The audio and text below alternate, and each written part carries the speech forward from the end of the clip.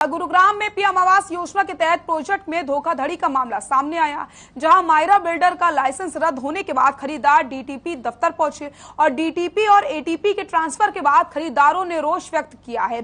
साथ ही लोगों ने सभी खरीदारों की राशि वापस कराने की मांग की है। दरअसल मायरा बिल्डर का अकाउंट फ्रीज किया गया था, साथ ही बिल्डर को भी ब्लैकलिस्ट कर दिया गया था, जिसके चलते सेक्टर 103 में मायरा का प्रोजेक्ट रुक गया। जानकारी के मुताबिक समालखा से कांग्रेस के विधायक धर्मवीर सिंह छोकर का बेटा सिकंदर छोकर मायरा होम्स का डायरेक्टर है, जिसने फर्जी बैंक गारंटी और फर्जी दस्तावेज के आधार पर लाइसेंस लिया था।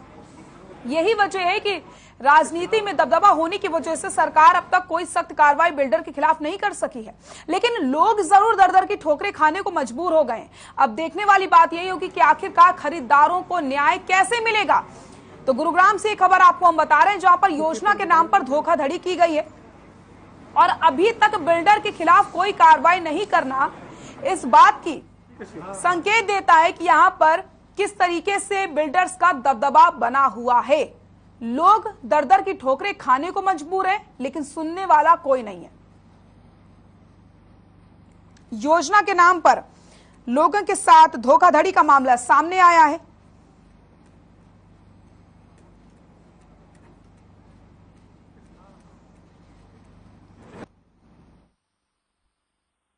और मायरा 103 में काम जो नहीं चल रहा उसको लेकर हम लोग यहाँ पर आए हैं। हम सब लोग इसलिए ही आए हैं यहाँ पे कि हम पिछले कई दिनों से यहाँ पे चक्कर काट रहे हैं। बिल्डर ने काम रोक दिया है और बिल्डर उसके बाद भी पेमेंट की डिमांड कर रहा है।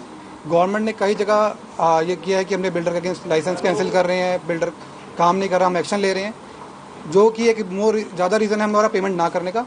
बट स्टिल बिल्डर हमको तो थ्रेट कर रहा है कि अगर आप पेमेंट नहीं करेंगे तो कैंसिलेशन करेंगे या इंटरेस्ट चार्ज करेंगे, जिसके रिगार्डिंग सबको मेल कर रहा है। काफ़ी दिन हो गए यहाँ पे चक्कर काटते हुए। एक बहुत ही कन्फ्यूजन की स्टेट बना दी गई है गवर्नमेंट के थ्रू, बिल्डर के थ्रू। एंड यूज़र वो दर दर भटक रहा है। अब किसी को ये समझ में नहीं आ रहा कि बिल्डर को पैसे देने हैं नहीं देने, काम कब चालू होगा नहीं चालू होगा, बिल्डर के पास में क्या लीगल राइट्स हैं नहीं है, प्रोजेक्ट की स्टेट क्या है, कुछ नहीं पता। ना नहीं मिलेंगे फ्लैट मिलेंगे नहीं मिलेंगे, कुछ भी नहीं पता। बिल्डर के सारे अकाउंट फ्रीज कर दिए गए हैं। बिल्डर के पास में कोई स्टेट नहीं है, वो हमको पेमेंट के लिए रिमाइंडर पे रिमाइंडर डाले जा रहा है।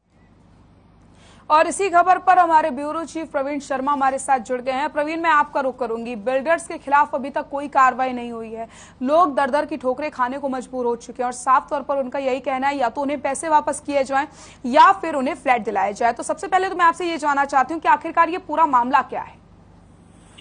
जी सृष्टि, देखिए बिल्कुल जो मायरा होम्स है उसका ये मामला है और उसमें जो गवर्नमेंट की तरफ से एक शोकॉज नोटिस जो है मायरा होम्स को जारी किया गया, जिसमें उसके लाइसेंस कैंसिल करने की बात की गई है, क्योंकि कुछ अनियमितताएं जो है रजिस्ट्रेशन के दौरान पाई गई थी।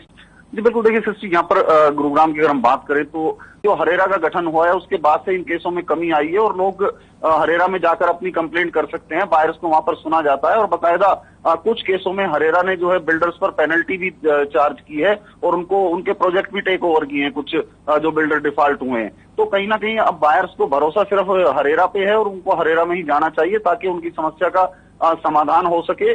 और ऐसी सोसाइटी में आप फ्लैट बुक करें जो एक ट्रस्टेड बिल्डर हो, जिसका हरेरा का रजिस्ट्रेशन हो, उसी सोसाइटी में जो है लोगों को अपने फ्लैट बुक करने चाहिए ताकि उनके साथ धोखाधड़ी ना हो सके। जी सर। बिल्कुल प्रवीण, देखिए हर कोई सपना देखता है कि उसका एक घर हो और उस घर के लिए वो पूरी अपनी पूंजी लगा देता है ताकि उसे घर मिल सके, लेकिन जब इस तरीके की धोखाधड़ी हो जाती तो आप सोचिए कितने लोगों के सपने टूटे होते हैं, किस तरीके से उन पर असर पड़ता है लोगों पर, और ऐसे वो दर दर की ठोकरें खाने को मजबूर हैं जबकि उन्होंने पैसे भी दे दिए हैं। तो क्यों आखिरकार इसको लेकर के कोई बड़ी कार्रवाई नहीं की जाती है? बिल्डर्स के हौसले इस तरीके से लगातार बुलंद होते चले जा रहे हैं। प्रवीण जी सर, देखिए बिल्कुल आपने सही कहा कि गुरुग्राम एक ऐसा शहर है जिसको कॉर्पोरेट हब कह सकते हैं और यहाँ पर जो है दूसरे शहरों से लोग जॉब के लिए आते हैं और एक सपना देखते हैं कि वो गुरुग्राम में अपना एक आशियाना बनाए और इसी अपने आशियाने को लेकर जो वो बिल्डर से संपर्क करते हैं ताकि उन्हें एक अपना छत मिल जाए जहां पर वो रह सके अपने बच्चों के साथ और अपनी जॉब कर सके।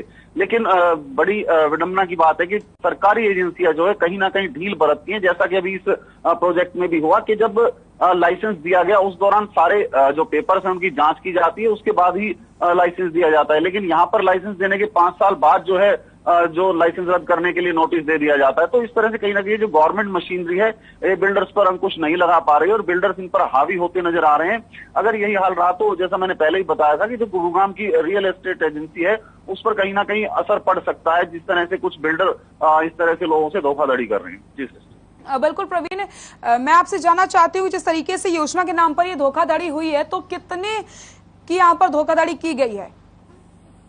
देखिए अभी जो फ्लैट्स हैं उनकी एग्जैक्ट नंबर्स नहीं आ पाए, लेकिन काफी लोग हैं, 180 से ज्यादा लोग वहां पर पहुंचे हुए थे जिनके वहां पर फ्लैट्स थे और वो कंफ्यूज हैं क्योंकि बिल्डर उनसे पैसा मांग रहा है। लेकिन उनको जब मीडिया के माध्यम से पता लगता है कि बिल्डर को नोटिस दिया हुआ है गवर्नमेंट ने, तो वो बड़े कंफ्यूजिंग पोजीशन में है कि वो पैसा दें ना दें, उनको फ्लैट मिलेगा या नहीं मिलेगा। इस बात को लेकर जो है कोई भी अधिकारी या बिल्डर के नुमाइंदे जो है उनको स्थिति स्पष्ट नहीं कर पा रहे हैं। तो कहीं ना कहीं ये लोगों के लिए बड़ी मुसीबत का सबब बना हुआ है, क्योंकि कोई भी व्यक्ति जब एक अपना आशियाना बनाता है तो वो अपने कमाई की पाई जोड़ता है और तब जाकर के वो बैंक से लोन लेता है और लोन लेने के बाद एक फ्लैट खरीदता है। लेकिन उसकी आशाओं पे तब पानी फिर जाता है जब उसको फ्लैट भी नहीं मिलता और उसको पैसा भी ज्यादा दिखाई देता है। तो जो लोग ये इस वक्त इस स्थिति में है उनकी मन स्थिति बड़ी साफ दिखाई देती है कि वो परेशान है और इस परेशानी को दूर करने के लिए सरकार कोई ना कोई कदम उठाना चाहिए। बिल्कुल प्रवीण, तो क्या अभी तक कोई आश्वासन यहाँ पर मिला है इन लोगों को जिनके साथ धोखाधड़ी की गई है? ये देखिए अभी डीटीपी डिपार्टमेंट से लगातार लोग संपर्क में, और हमारी जिस तरह से डीटीपी विभाग से बात हुई है उनका कहना है कि वो इस पर लगातार कार्रवाई कर रहे हैं और जो बायर्स हैं उनको किसी भी हालत में ठगी का शिकार नहीं होने दिया जाएगा। बायर्स को उनका हक दिलाया जाएगा। इसको लेकर लगातार जो अधिकारी है वो बिल्डर्स से संपर्क में है कि किस तरह की कार्रवाई की जानी है, ये अभी आगे भविष्य की बात। जी बिल्कुल, अगर हम कार्रवाई की बात करते हैं प्रवीण, तो अभी तक कार्रवाई कहां तक पहुंची है, जांच अभी तक कहां तक पहुंची है?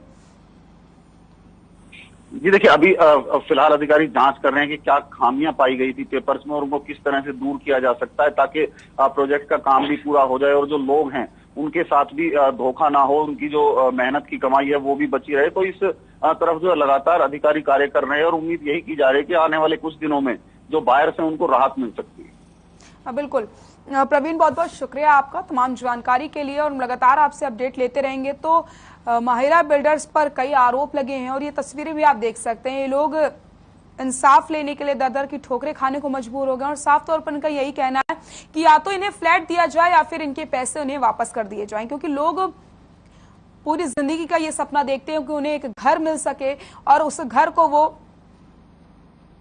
सजा कर रख सकें, उनके उसमें रहें। लेकिन यहाँ पर ये बिल्डर्स उनके सपनों को पूरी तरीके से तोड़ देते हैं, धोखाधड़ी करके उनके पैसे खा जाते हैं और उसके बाद दर दर की ठोकरें खाने को ये बायर्स मजबूर हो जाते हैं। अब देखने वाली बात ये होगी कि आखिरकार इन बिल्डर्स पर कब तक लगाम लगाई जाएगी, इनके जो हौसले बुलंद हो गए उन हौसलों को कब तक तोड़ा जाएगा और इन लोगों को आखिरकार कैसे इंसाफ मिलेगा।